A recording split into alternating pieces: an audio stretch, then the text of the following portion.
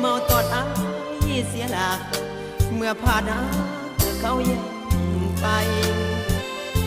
จนว่าเสียสูญเสียทาดขาดคุณเกือบทนบ่ได้ดีแล้วที่ยังบ่ตายอ้ายเมาไม่อะไรหัว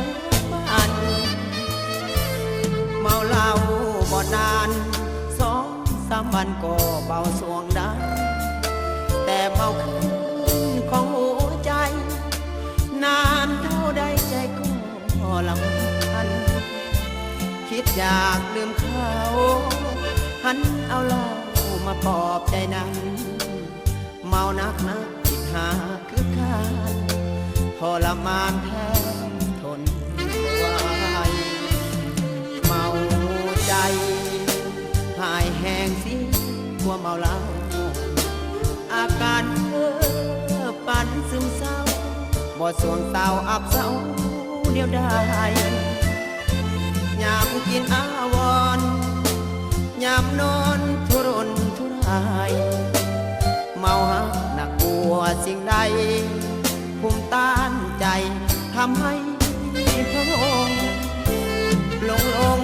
ลืมดังกับยืมลูกไปวันอยากมีคนที่สงสารมาประทานความอับมันคงจะขอมอบใจให้เพียงว่าน้องอาหนุ่มหลายใจอายบอกประสงค์ได้หาสื่อตรงคงพ้น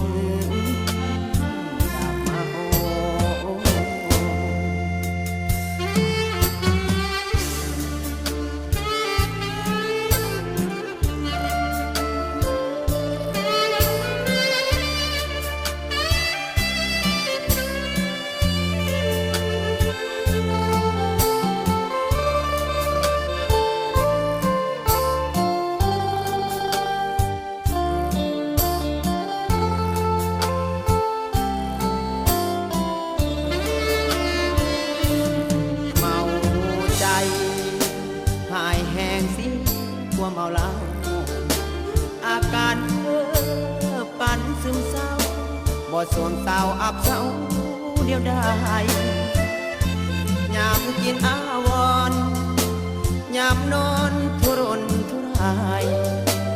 เมาหักหนักกลัวสิ่งใดภูมิต้านใจทำให้พระองค์หลงลืมดังกับยืมลูกไปวันอยากมีคนที่สงสารมาประทานความอับมันคงจะขอมอบใจให้เพียงว่าน้อง